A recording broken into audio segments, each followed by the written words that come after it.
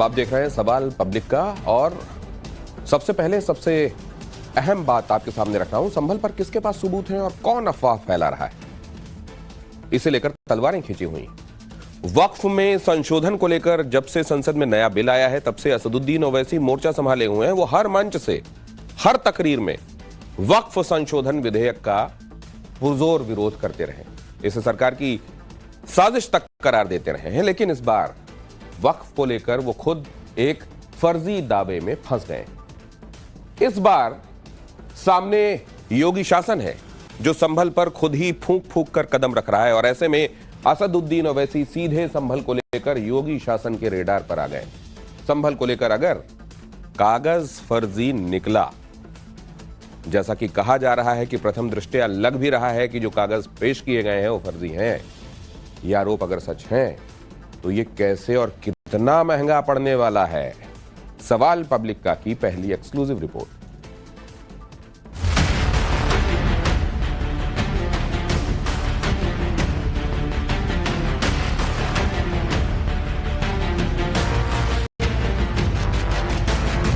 काशी में जो वजू खाना है उसको बंद कर दिया गया है। मथुरा की ईदगाहों पर ललचावी नजरें लगा कर बैठे हैं। संभल की मस्जिद का किस्सा आपके सामने है कि हुकूमत का मकसद वक्फ की जायदाद को बचाना नहीं है, बल्कि वक्फ की जायदादों को छीनना उसका मकसद है। उत्तर प्रदेश में 1,21,000 वक्फ की प्रॉपर्टीज हैं। 1,12,000 के पास कागज ही नहीं है। इनका एक हिंदुत्व का एजेंडा है, आरएसएस का एजेंडा है कि वो शुरू से वक्फ प्रॉपर्टीज को और वक्फ बोर्ड को खत्म करने की कोशिशें करती रही हैं।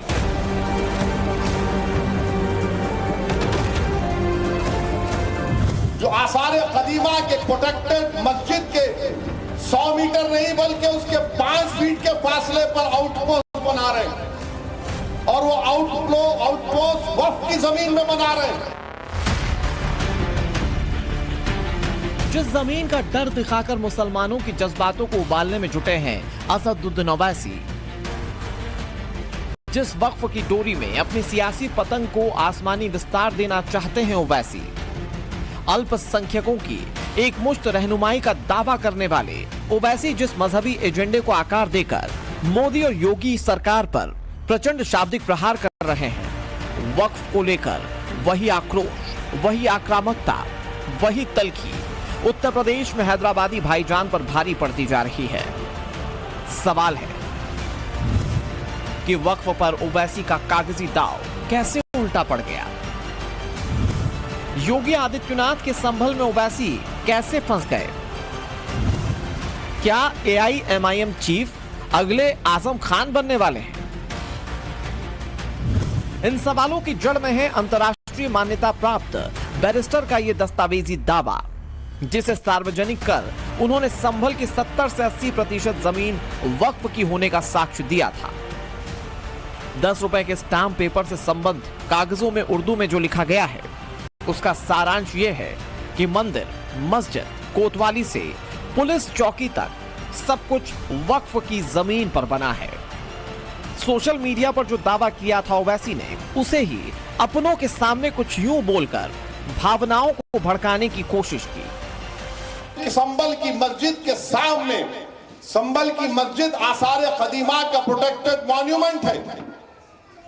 प्रोटेक्टेड मॉन्यूमेंट का कानून यह है कि उसके 100 मीटर के अतराफ में कोई तामीरी नहीं हो सकता। यह पार्लियामेंट का कानून है। मगर यह कौन सी संभल की पुलिस है जो आसार कदीमा के प्रोटेक्टेड मस्जिद के 100 मीटर नहीं बल्कि उसके 5 फीट के फासले पर आउटपोस्ट बना रहे हैं, और वो आउटपोस्ट वक्फ की जमीन में बना रहे हैं। संभल की शाही जामा मस्जिद के सामने बन रही पुलिस चौकी को लेकर असदुद्दीन ओवैसी आक्रोशित हैं।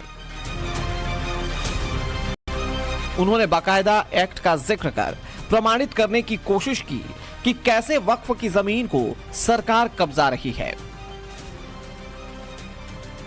मुरादाबाद के 39A में वो वक्फ का दर्ज है, सुन्नी वक्फ बोर्ड में दर्ज है, वहां पर संभल की पुलिस बना दी। नरेंद्र मोदी गए थे कुवैत को, तो कुवैत के शेखों से बड़ा गले लपट के मिले।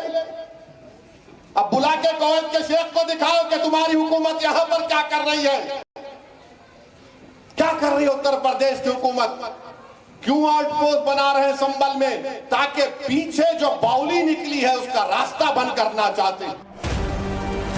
ओवैसी जब बोल रहे थे तब वे संभल को लेकर बेहद आक्रामक थे। उनके शब्द शोले बनकर बरस रहे थे।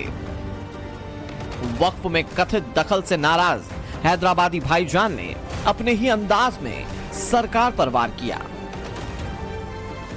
पुकार कर कह रहे थे, आज भी कह रहा हूं, वो वक्फ का बिल इसलिए लाया गया ताकि मुसलमानों से उनकी मसाजिद को छीन लिया जाए, ताकि मुसलमानों से उनकी दरगाहों को छीन लिया जाए, कब्रस्तानों को छीन लिया जाए, यतीम खानों को छीन लिया जाए।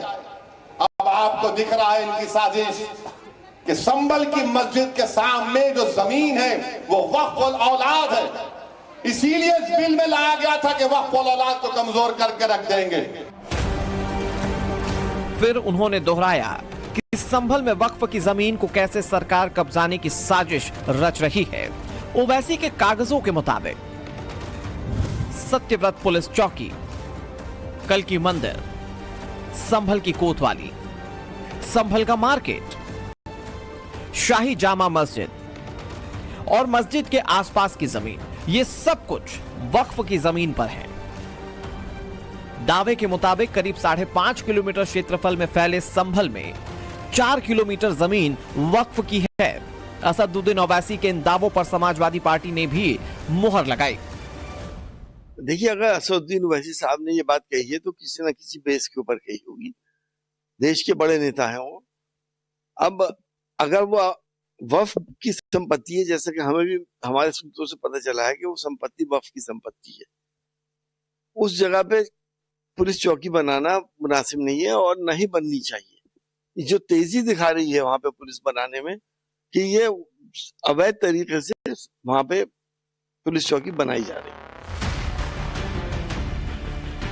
ओवैसी और समाजवादियों के दावों के मुताबिक जो दस्तावेज जारी किए गए हैं उसमें महमूद खां सराय खसरा संख्या 110, बदायूं दरवाजा खेवट नंबर 125, हसनपुर मुंजप्ता खेवट नंबर 19, 20, 90, शहजादी सराय खेवट नंबर 92, खेवट नंबर 55, शेर खां सरिया खेवट नंबर 1.4 और 7, हल्लू सराय खेवट नंबर 13 और मोहम्मद कोटशरकी समेत कई जगहों को वक्फ की संपत्ति बताया गया है। यही वजह है कि कागज सामने आते ही प्रशासन ने जांच टीम बनाई।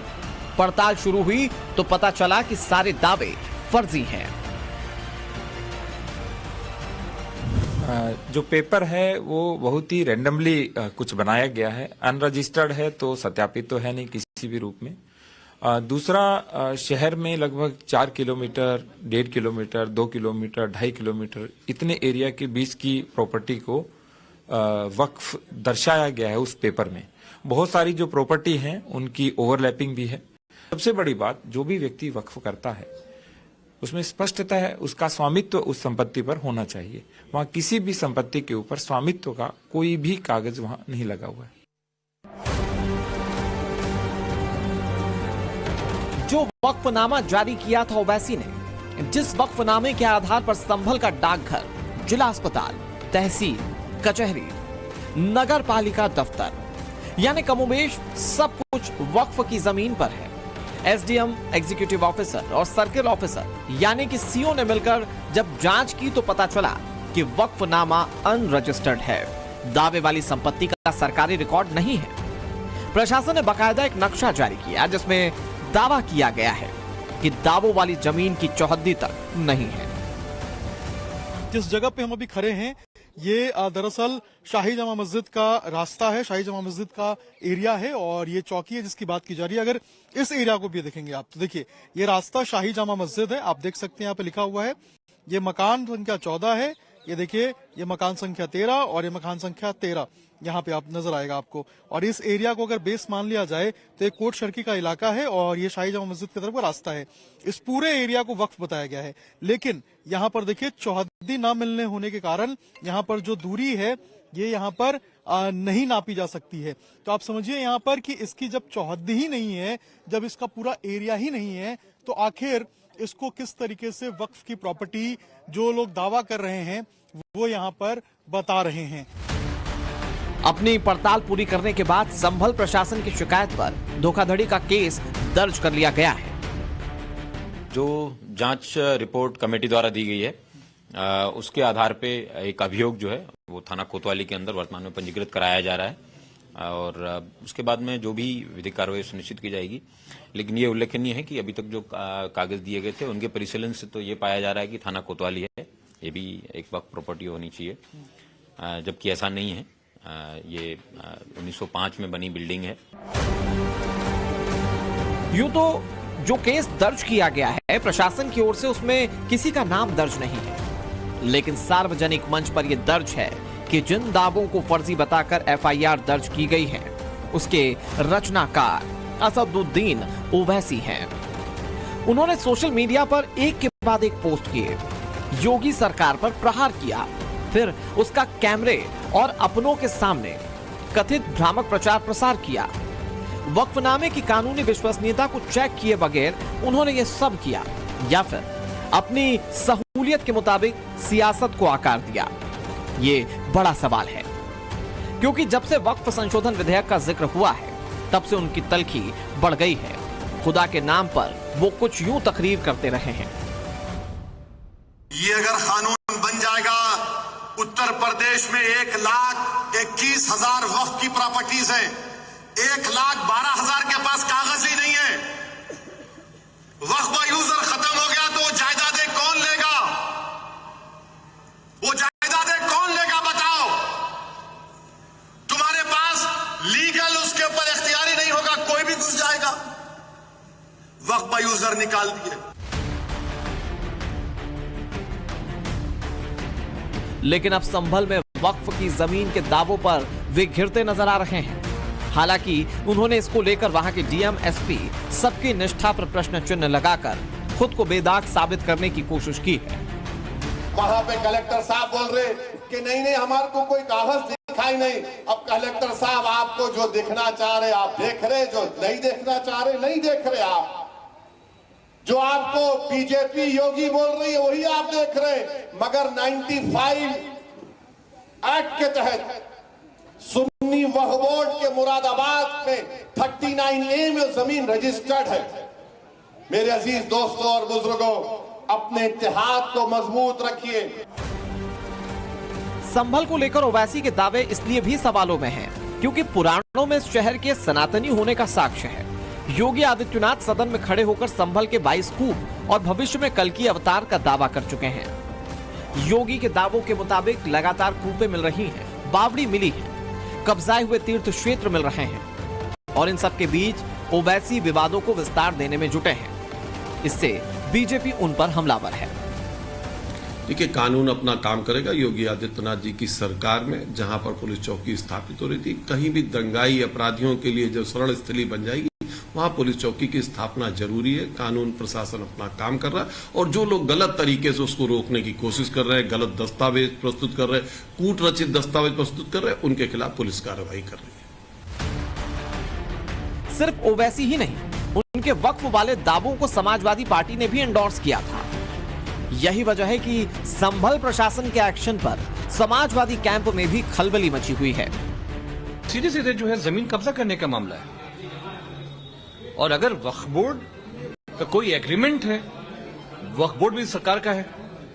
अगर उत्तर प्रदेश की सरकार का वक्फ बोर्ड ने कोई ऑफिस उनको लीज पे दिया हो, किराए पे दिया हो या कोई ऐसी बात हो तो ये बात को कुछ समझ में आनी चाहिए। बचाव कितना भी करें, कुछ करें, मगर समाजवादी पार्टी और ओवैसी दोनों के दावे सवालों में हैं। हालांकि योगी आदित्यनाथ कई बार ओवैसी की मंशा पर चोट करने की बात कह चुके हैं। हर व्यक्ति जानता है कि ओवैसी समाजवादी पार्टी के एजेंट बनकर के प्रदेश में भावनाओं को भड़काने का कार्य कर रहे हैं। लेकिन उत्तर प्रदेश आज इस दिशा में आगे बढ़ चुका है। अब दंगा नहीं, दंगा मुक्त प्रदेश के रूप में उत्तर प्रदेश की पहचान है।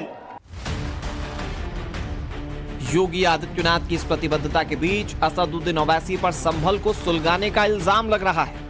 वोट के लिए वक्फ के नाम पर मुसलमानों को भड़काने के आरोप लग रहे हैं। मुस्लिम परस्त राजनीति करने वाले असदुद्दीन ओवैसी यूपी के 20% अल्पसंख्यकों के बीच अपनी पकड़ मजबूत करने की कोशिश कर रहे हैं। लेकिन इस कोशिश में इस बार वो सवालों में है, क्योंकि ओवैसी के दावों के साथ ही सोशल मीडिया अलग रंग में दिखने लगा है। बिना जांच पड़ताल ही वक्फ की जमीन पर संभल के बसने का दावा किया जाने लगा, भड़काऊ बातें होने लगी और इन सब की जड़ जिस तरह ओवैसी तक पहुंच रही है, उससे सवाल उठने लगा है कि क्या योगी आदित्यनाथ के संभल में ओवैसी फंस गए हैं? क्या AIMIM चीफ अगले आजम खान बनने वाले हैं? क्योंकि समाजवादी आजम खान भी एक बार ऐसे ही फर्जीवाड़े में फंसे तो फिर सलाखों से बाहर नहीं निकल पाए। Bureau report, times now, Navbharat.